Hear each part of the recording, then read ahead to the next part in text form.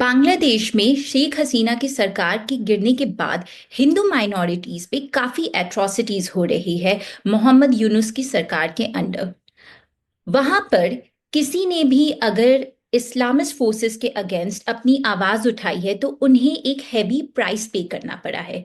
उनमें से एक है असद नूर, ब्लॉगर और एक्टिविस्ट। उन्होंने हिंदू और बुद्धिस्ट माइनॉरिटीज के लिए आवाज उठाई है। एलजीबीटीक्यू राइट्स के बारे में भी वो काफी एक्टिव रहे हैं, लेकिन इसके कारण उन्हें काफी कुछ फेस करना पड़ा बांग्लादेश में। उन पे ब्लास्फेमी का इल्जाम लगाया गया, उन्हें जेल भी भेजा गया। 2019 में वो एग्जाइल में चले गए और since 2019 he has been in hiding. Asad Noor has joined me here today on my channel Justin by Anu. Hello Asad. Hi, thank you for having me. Thank you Asad. Asad, सबसे पहले तो मैं आपसे बांग्लादेश में अभी के जो करंट हालात है उसके बारे में पूछना चाहूंगी। आप सोशल मीडिया पे जो एट्रॉसिटीज हो रहे हिंदूज पे, आपको काफी आप वीडियोस पोस्ट कर रहे हैं, आपको काफी लोग अपने फर्स्ट हैंड अकाउंट्स भी भेज रहे हैं कि उनके साथ क्या हो रहा है। आप उसके बारे में कुछ बताना चाहेंगे? Thank you. अभी तो हालात बहुत खराब चल रहा है क्योंकि हर एरिया में इस्लामिक टेररिस्ट जो है, फैनाटिक मुस्लिम, ये जो लोग हैं ना, वो बहुत एक्टिव है। मतलब सरकार के तरफ से कोई आ, मतलब अरेस्ट करना और लॉ अप्लाई करने करने का कोई एग्जाम्पल नहीं है हमारे पास। दूसरी तरफ से वो टॉप जो लीडर था इस्लामिक टेररिस्ट, वो इस पिछले जो सरकार थी, वो टेररिस्ट को अरेस्ट किया गया था, लेकिन उनको अभी जेल से बाहर निकल दिया गया सरकार के सरकार आने के बाद से। तो अभी जो टॉप टेररिस्ट था जेल के अंदर, वो अभी बाहर है। तो ये लोग मिलके और उनका जो जितने भी फॉलोअर्स है, सभी ने मिलके अभी तो बहुत आ, जो भी कर रहा है वो तो आप शायद देख रहे हैं। इस्लामिक मुल्क के लिए फ्राइडे खतरा खतरे कभी भी हो सकता है। मतलब ये लोग फ्राइडे जो प्रेयर है, वो प्रेयर के बाद, जुम्मा के बाद इकट्ठा होके बहुत एजेंडा लेके आता है। तो अभी चल रहा है इंडियन हिंदूज को मार डालो, काट काट लो। बांग्लादेश का जो central mosque Baitul Mukarram, thousands of peoples are demanding कि इंडियन हिंदू को मार डालो, काटेंगे हम, ऐसे ऐसे काटेंगे। और जो भी बांग्लादेशी हिंदूज है, तो एक काम करो, तुम खुद को बंगाली समझो, सनातन या हिंदू समझना छोड़ दो। तो अगर ये करोगे तो ठीक है, इधर अच्छा रह सकोगे। अगर सनातनी खुद को डिक्लेयर करोगे तो काटना पड़ेगा हमें। इसका मतलब क्या है? मतलब है आप मुसलमान हो जाइए, ठीक है, नहीं सनातनी रहेंगे तो ये मेरा कोई ये कोई क्लेम नहीं है। आप देख सकते हैं, यूट्यूब पर वीडियो है, मैं ट्विटर पे भी अभी वो ट्रांसलेशन का काम चल रहा है। तो हालत बहुत खराब है। यूनुस सरकार टोटली फेल्ड है। और आपने सवाल किया क्यों, मतलब जो माइनॉरिटीज ग्रुप्स है बांग्लादेश पर, हाँ, ये हर कम्युनिटी के साथ मेरा अच्छा अ, दोस्ती या मतलब डेटा शेयरिंग होते रहता है, क्योंकि मैं भी उनके तरफ एक माइनॉरिटीज हूँ। मतलब एथिस्ट होना बांग्लादेश में सबसे खतरा है। मुझे माफ कीजिएगा, हिंदी और इंग्लिश ये दोनों लैंग्वेज पर मैं फ्लुएंट नहीं हूँ, तो अगर प्रोनाउंसिएशन और ग्रामर आर्टिकल पर कोई नहीं नहीं, गलती हो जाए आप तो बहुत अच्छा बोल रहे हैं और मुझे तो सब कुछ क्लियरली समझ में आ रहा है। मुझे लगता है आपका ऑडियंस को भी समझ में आ जाएगा। मैंने जो भी हिंदी सीखा वो सिनेमा, फिल्म या ड्रामा से, तो ग्रामर आर्टिकल पर हो सकता है। तो यही था मेरा observation about current situation of Bangladesh. तो आपके हिसाब से इस बारे में कोई दो राय नहीं है कि मोहम्मद यूनुस की सरकार, जब माइनॉरिटी की बात आती है तो वो कंप्लीट फेलियर है? हाँ, फेलियर है। मुझे तो लगता है ये लोग चाहते हैं कि माइनॉरिटीज को मारो पीटो। सुनामगंज, अम, अ, ये सिलेट का एक अ, जगह है, सुनामगंज जिला। तो वहां पर 105 घर सनातनी या हिंदू जो बिलीव है जिनको, उनका घर लूटा गया, तोड़ा गया, सब कुछ मिट्टी के साथ, मतलब वो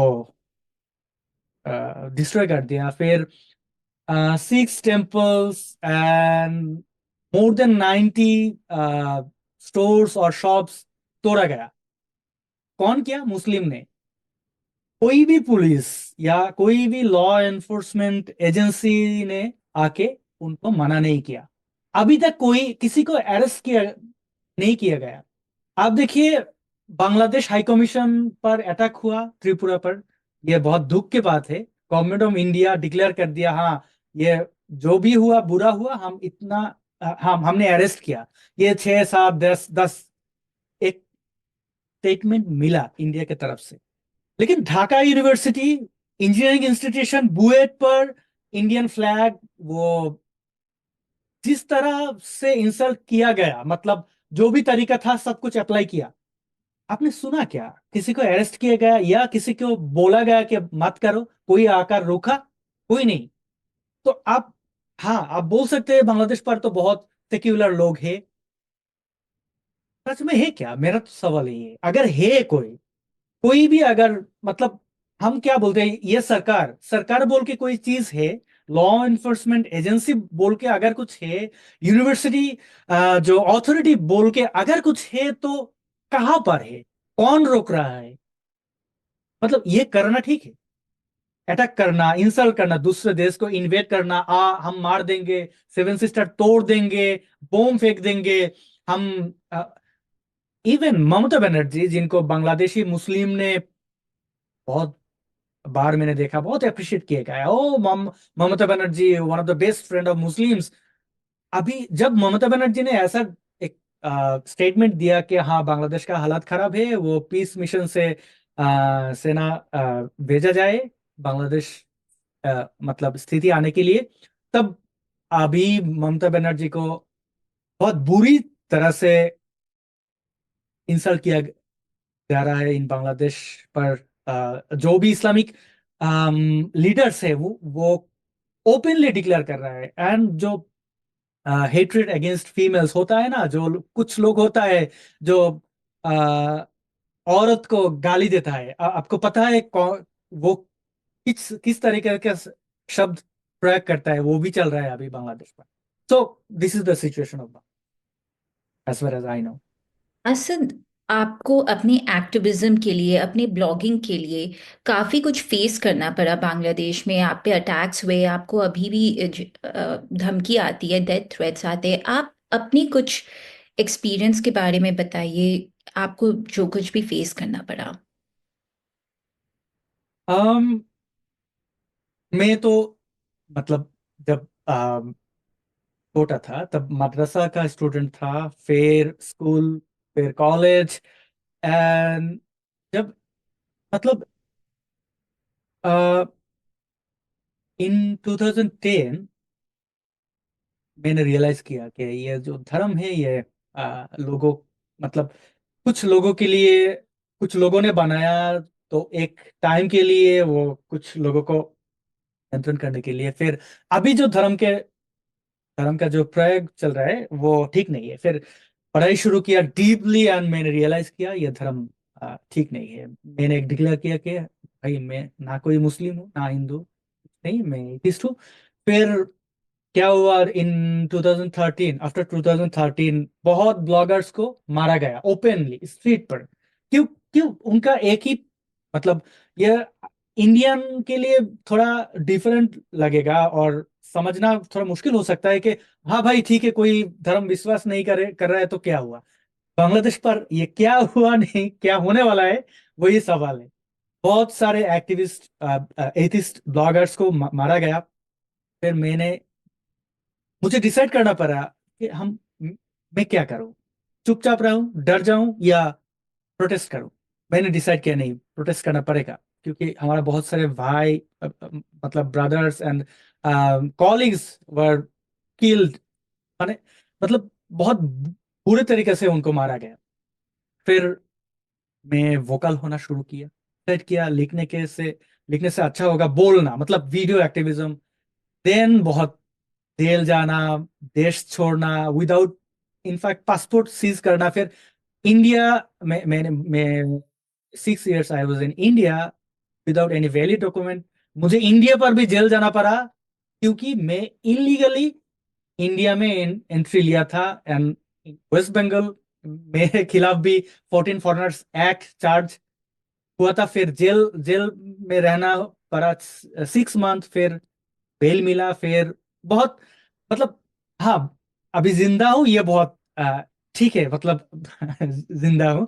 बहुत प्रॉब्लम हुआ और होना ही, बांग्लादेश का जो सिचुएशन, यही मतलब यही प्रैक्टिकल है। अभी देखिए ना, हमारा जो फ्रीडम फाइट हुआ था इन 1971, जय बांग्ला, मतलब आप जब बोलते हैं ना जय हिंद, आप सोच सकती है कि अगर आप जय हिंद आप बोलेंगे तो कोई आकर आपको इंसल्ट करेगा तो कैसा लगेगा, मतलब ये कैसे हो सकता है जय हिंद, ये तो अच्छा है। सेम स्लोगान आप अगर बांग्लादेश पर अभी जय, कोई अगर जय बांग्ला बोलेगा तो उनको मारना, पीटना, जेल भेज देना, ये नॉर्मल बात। ऐसा बहुत हुआ। यही बांग्लादेश यही बांग्लादेश का जो आम जनता जिनको बोला जा रहा है पीसफुल सिटीजन्स, उनका मतलब सोच है जय बांग्ला बोलना अब अलाउड नहीं है। कोई अगर इंडिया को किसी तरह से डिफेंड करेगा, ये सपोर्ट करेगा, हाँ भाई इंडिया ने तो 1971 वो लोग तो हमारे हमारे साथ फाइट किया, उनका तो 17,000 सोल्जर हम इस जमीन पर सोया हुआ है, मतलब मारा गया, शहीद हुआ, तो उन्होंने तो अच्छा किया। ये इतिहास का सच भी आप बोल नहीं सकेंगे बांग्लादेश पर, अभी यही चल रहा है। सो ये देखने में लगता है वो सेक्युलर कंट्री, बहुत इंडियन फ्रेंड्स मैंने देखा। अम, हाँ, उन्होंने तो बांग्लादेश के बारे में बहुत बात करता है, हाँ हम वो तो सेक्युलर कंट्री है, ठीक चल रहा है। Amartya Sen, one of the my favourite person, उन्होंने भी कमेंट किया था कि हाँ भाई बांग्लादेश यहाँ का इंडियन हिंदूज जैसे कुसंस्कार या वो बहुत बुरी तरीके से जी रहा है, बांग्लादेश का मुस्लिम बहुत अच्छा है। उनको आई एम सॉरी टू से बांग्लादेश के बारे में कोई आइडिया नहीं है। हाँ, कॉन्स्टिट्यूशन सेक्युलर है, देखने में तो लगता है वो अच्छा है, लेकिन अंदर से ये टूटा हुआ है Bangladesh. One kind of Afghanistan या ईरान के साथ कंपेयर कर सकते ये फैमिली बांग्लादेश में रही है तो उन्हें भी काफी कठिनाई फेस करनी पड़ी, उन्हें भी हैं। हाँ, अथॉरिटी से भी और अदरवाइज भी उन्हें भी काफी थ्रेट्स आ रहे हैं, आते रहे हैं। उनको बिना कोई कंप्लेन या केस होता है ना, एफआईआर, बिना उनको थाना में अटक के रखा था 48 hours without food, without water, may be पानी दिया हुआ था, मतलब बहुत अ, बहुत बार उनको डिस्टर्ब किया गया, बहुत बार उनको प्रॉब्लम फेस करना पड़ा। अभी भी कभी कभी पुलिस रात 2-3 बज के जाता है घर, जाके मुझे ढूंढता है, मतलब सबको पता है मैं नहीं हूँ देश के अंदर, फिर भी जाके ऐसा करते रहता है। असद, आपने अभी मदरसों की बात की। बांग्लादेश में इतने ज्यादा इस्लामाइजेशन, इतने जो रेडिकल फोर्सेस है, वो क्या हुआ जो इतने रेडिकल फोर्सेस वहां पे बढ़ते ही जा रहे हैं?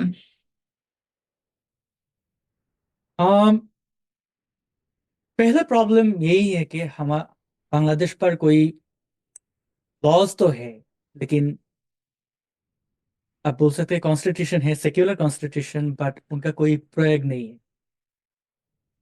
एक कोल्ड वॉर चल रहा है, खिलाफत, खिलाफत जो है, खलीफत और खिलाफत बोलते हैं, मतलब ये जो शरिया वो बनाने के लिए बहुत, मतलब ये आम जो मुस्लिम्स है उनको लगता है हाँ अगर शरिया आ जाएगा तो यहाँ कोई चोरी नहीं करेगा, ये बहुत अच्छा है, मतलब उनको उनको पता नहीं क्या है, क्या खलीफत क्या है, खिलाफत क्या है, शरिया क्या है, कुछ पता नहीं। और इस्लामिक जो सेंटिमेंट है ना, हाँ हमारा बेटा अगर मदरसा में पढ़ेगा तो डायरेक्ट जन्नत, जन्नत का टिकट खरीदना। तीन बेटा है तो एक को भेज दो मदरसा पर। फिर वो मदरसा जाके क्या करेगा? मदरसा का जो स्टूडेंट्स है, आप उनको कोई भी अगर टेलीविजन पर तो इनवाइट किया जाता नहीं, क्योंकि उनको बोलना नहीं आता है। उनको उनको दुनिया के बारे में ज्यादा कुछ पता नहीं। उनको पता है 1400 साल पहले जो अरब में हुआ था, क्या हुआ था, क्या हिस्ट्री।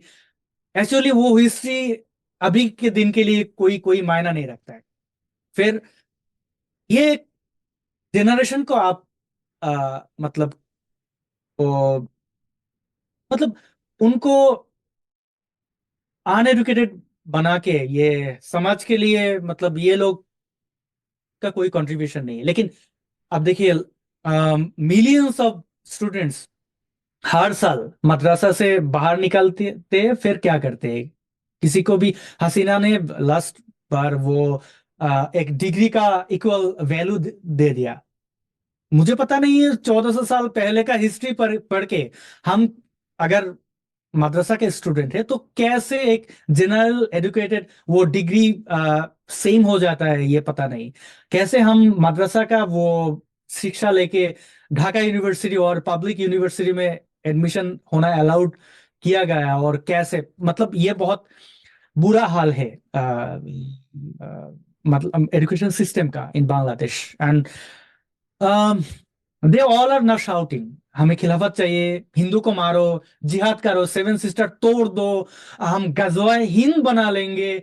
उनको पता नहीं 14 करोड़ क्या क्या होता है, और 130 करोड़ करोड़ क्या है। उनको पता है हाँ क्वांटिटी कुछ नहीं, हम तो मुजाहिदीन है, हम तो तोड़ देंगे सब कुछ। जैसा सोचा था। आपको क्या लगता है हमास ने क्या सोचा था?